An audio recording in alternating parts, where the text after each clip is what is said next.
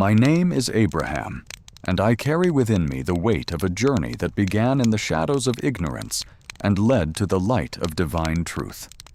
You know me as the Father of Nations, but before I became that title, I was simply a young man searching for meaning in a world that seemed to worship everything except the one who created it all. I was born in Ur of the Chaldeans, a city that gleamed with wealth and power, yet was spiritually bankrupt. My father, Terah, was a craftsman who carved idols from stone and wood. These lifeless figures filled our home, lined our shelves, and dominated our marketplace. From my earliest memories, I watched people bow before these creations of human hands, offering prayers to objects that could neither hear nor respond. But something within me rebelled against this madness. Even as a child, I would stare at these idols and feel a profound emptiness. How could something made by human hands be worthy of worship? How could the Creator bow before His creation? The illogic of it consumed my thoughts, creating a restlessness that would define my early years. I remember the first time I truly questioned everything around me. I was perhaps 7 years old, sitting in my father's workshop, watching him carefully carve the features of what would become someone's God. His hands were steady, his concentration absolute, yet I couldn't shake the thought that if he could create this deity, how could it possibly be greater than him? The contradiction was so obvious to me, yet everyone around me seemed blind to it. My father noticed my reluctance to participate in the family business. Where other sons would eagerly learn their father's trade, I would ask uncomfortable questions. Father, if you made this God, why do you pray to it? If this statue cannot move or speak, how can it help us? These questions frustrated him, but they burned within me like an unquenchable fire. As I grew older, my questioning became more systematic. I began to observe the natural world with intense focus, seeking clues about the true nature of divinity. I would watch the sun rise each morning, its light bringing life to everything it touched. Could this be God? For a time, I considered this possibility. The sun seemed mighty, eternal, the source of all energy and growth. But then evening would come, and the sun would disappear, leaving us in darkness. A true God, I reasoned, would not abandon his creation to darkness. Then came the moon, beautiful and mysterious, governing the night with its gentle light. Perhaps this was divine? But I soon realized that the moon, too, was inconsistent. It waxed and waned, sometimes hidden by clouds, sometimes absent entirely. Like the sun, it seemed powerful yet limited, magnificent yet flawed. The stars captured my attention next. Countless points of light scattered across the heavens, they seemed eternal and unchanging. But even they followed predictable patterns, rising and setting according to laws they did not create.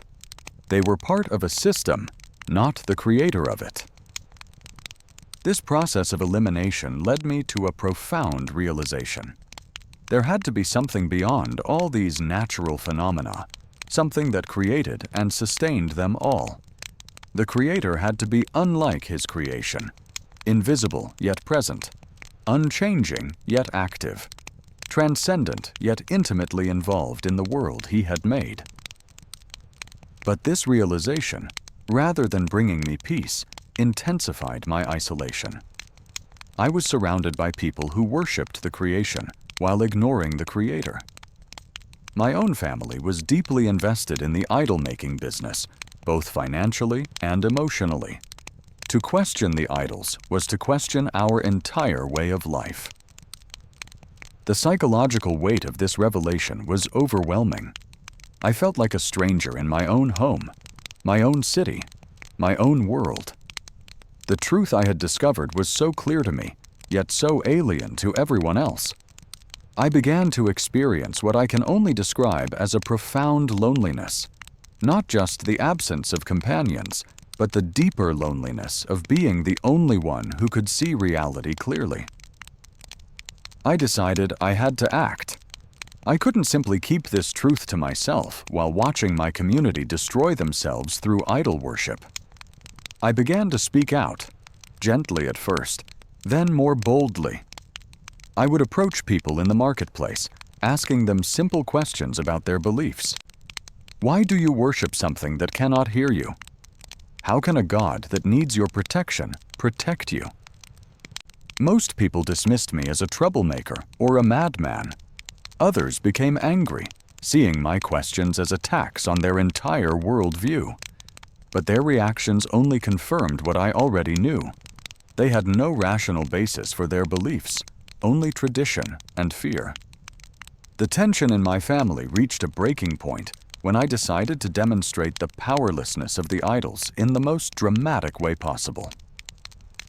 One day, when my father was away from his workshop, I took an axe and destroyed all the idols except the largest one.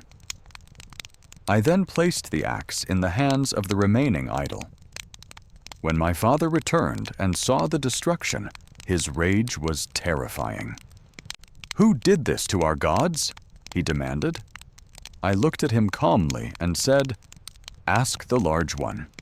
He has the axe. Perhaps he can tell you what happened." My father's face went through a range of emotions: confusion, realization, then fury. "You know these idols cannot speak," he shouted. "Then why do you worship them?" I replied. "If they cannot speak, cannot move, cannot protect themselves from destruction, how can they be gods worthy of worship?" This confrontation marked the end of my relationship with my father as I had known it. He could not accept that his life's work was meaningless, that his gods were powerless. The psychological comfort he derived from his beliefs was more important to him than the truth. But for me, there was no going back. I had crossed a line from which there was no return. Word of my actions spread throughout Ur. The religious authorities saw me as a threat to the established order. If people began questioning the idols, the entire power structure of our society would crumble. The priests, the merchants, the rulers, all depended on the people's belief in these false gods. I was brought before the king, Nimrod, a man who had declared himself divine. Here was the ultimate expression of human arrogance. Not content to worship created things, he demanded worship for himself. The throne room was filled with the most elaborate idols, each one more ornate than the last. The king himself sat among them, presenting himself as the greatest god of all. Standing before Nimrod, I felt the full weight of my isolation. Here was a man with absolute power, surrounded by thousands who worshipped him as divine. I was alone, with nothing but my conviction that there was only one true God, invisible and incomprehensible to human eyes. "I hear you have been causing trouble in my kingdom," Nimrod said, his voice echoing through the great hall. "You destroy idols and claim there is only one God. Tell me, where is this God of yours? Why doesn't he show himself if he is so powerful?" I looked at this man who believed himself divine and felt not fear, but pity. "My God is the creator of all things," I said. "He gives life and causes death. He created the sun, the moon, the stars, and everything you see around you, including you." Nimrod's face darkened.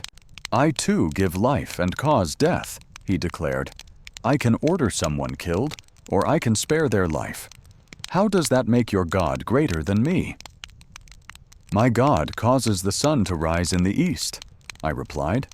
"If you are truly divine, make it rise in the west." The silence in the throne room was deafening. Nimrod's face cycled through emotions: surprise, confusion, then rage. He had been publicly challenged in a way that exposed his powerlessness before his entire court. The psychological impact was devastating for him, but liberating for me. I had spoken truth to power and felt the presence of the true God with me. But Nimrod's response was swift and brutal. If he could not win through logic, he would use force. "Build a great fire," he commanded. "We will see if this man's God can save him from the flames." As I was led away to await execution, I experienced a strange peace. I had stood for truth, even when it meant standing alone. I had chosen the invisible God over the visible world of power and comfort. Whatever happened next, I knew I had made the right choice. The day of my execution arrived. A massive fire had been built, so large that they had to use a catapult to throw me into it. Thousands gathered to watch, some out of curiosity, others hoping to see the power of their king vindicated. My father was there, his face a mixture of grief and anger. He had chosen his idols over his son. As I was loaded into the catapult, I felt no fear. I had committed my life to the one true God, and I trusted him completely. Whether he chose to save me or take me to himself, I was at peace. The flames roared before me, but I felt only the presence of the divine. Then something miraculous happened. As I was hurled into the fire, I felt not heat, but coolness. The flames surrounded me, but they did not burn. I walked through the fire as if it were a garden, feeling the presence of God more strongly than ever before. The fire burned everything around me: the wood, the oil, even the ropes that had bound me. But I remained untouched. The crowd fell silent. Even Nimrod stared in disbelief. Here was undeniable proof of divine power, something that could not be explained away or dismissed. I walked out of the fire unharmed, and many who witnessed it fell to their knees, recognizing the power of the one true God. But even this miracle did not convert everyone. Some, including my father, explained it away or simply refused to believe what they had seen. The human capacity for self-deception is remarkable. People will cling to their familiar falsehoods rather than accept uncomfortable truths. This experience taught me something profound about human nature. We are not primarily rational beings who evaluate evidence and change our minds accordingly. We are emotional beings who believe what we want to believe and then find ways to justify those beliefs. The idol worshippers were not really worshiping stone and wood. They were worshiping their own desires, their own need for control and comfort. After my miraculous deliverance, I could no longer remain in Ur. Some people revered me as a prophet. Others hated me as a destroyer of tradition. The psychological dynamics of my situation had changed completely. I was no longer the questioning young man seeking truth. I was now the man who had found it, with all the responsibility that entailed. God spoke to me directly for the first time, his voice clear and unmistakable. "Leave your country, your people, and your father's household, and go to the land I will show you. I will make you into a great nation, and I will bless you. I will make your name great, and you will be a blessing." This command required me to abandon everything familiar: my homeland, my family, my culture, my language. I was being asked to become a wanderer, dependent entirely on God's provision. The psychological challenge was immense. Everything in me wanted security, familiarity, the comfort of known surroundings. But I had learned to trust the invisible God over the visible world. I gathered my household, my wife Sarah, my nephew Lot, and our servants, and began the journey into the unknown. Each step away from Ur was both terrifying and exhilarating. I was leaving behind a world of false certainties for a life of authentic uncertainty, trusting completely in God's promises. The years that followed were a continuous test of faith. We wandered through Canaan, a land promised to us but occupied by others. We faced famines that forced us to seek refuge in Egypt. We encountered kings and princes who saw us as either threats or opportunities. Through it all, I learned to live by faith rather than sight, trusting in promises that seemed impossible to fulfill. The greatest test came when God asked me to sacrifice my son Isaac, the child of promise through whom all nations were to be blessed. This command seemed to contradict everything God had promised. How could he build a great nation through Isaac if Isaac was dead? The psychological torment was beyond description. I was being asked to destroy the very thing I loved most, the tangible evidence of God's faithfulness. But I had learned that God's ways are not our ways. Sometimes He asks us to let go of what we cherish most to make room for something greater. I took Isaac to Mount Moriah, my heart breaking with each step, yet trusting that God would somehow make a way. At the last moment, when my knife was raised, God provided a ram caught in the thicket. Isaac lived, and my faith was proven genuine. Looking back on my life, I see a pattern that I believe applies to all human experience. We are all born into worlds of false certainties, surrounded by idols that promise security, but deliver only emptiness.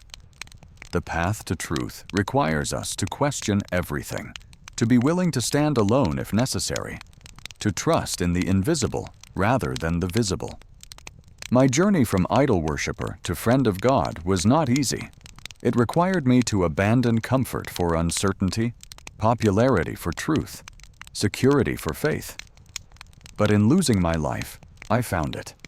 In surrendering my will to God's will, I discovered true freedom. The fire that was meant to destroy me became the furnace that refined me. The exile that was meant to break me became the journey that made me. The impossible promises that seemed like cruel jokes became the foundation of my deepest joy.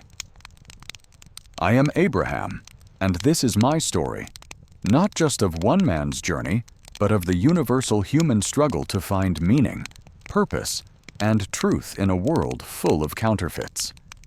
The idols may change from generation to generation, but the human heart remains the same, searching for something worthy of worship, something that can satisfy the deepest longings of the soul. That something is not found in the creations of human hands or the achievements of human ambition. It is found in the Creator Himself, the one true God who calls us out of darkness into light, out of bondage into freedom, out of death into life. This is the fire that Enoch lit, the same fire that burned in my heart, the same fire that burns in every human soul that dares to seek truth above comfort, reality above illusion, God above idols. The choice that faced me faces every human being. Will you worship the Creator or the creation? Will you live by faith or by sight? Will you trust in the promises of God or the securities of this world? These are not merely religious questions. They are the fundamental questions of human existence, the questions that determine not just what we believe, but who we become. I chose the invisible God over the visible world, and He has never disappointed me. The promises seemed impossible, but He fulfilled them all. The journey was difficult, but He was with me every step of the way. The future was uncertain, but He held it in His hands. This is my testimony, my witness to the truth that changed my life and can change yours. The same God who called me out of Ur is calling you out of your own idolatries, your own false securities, your own limited understanding. He is calling you to a life of faith, a journey of trust, a destiny beyond your wildest dreams.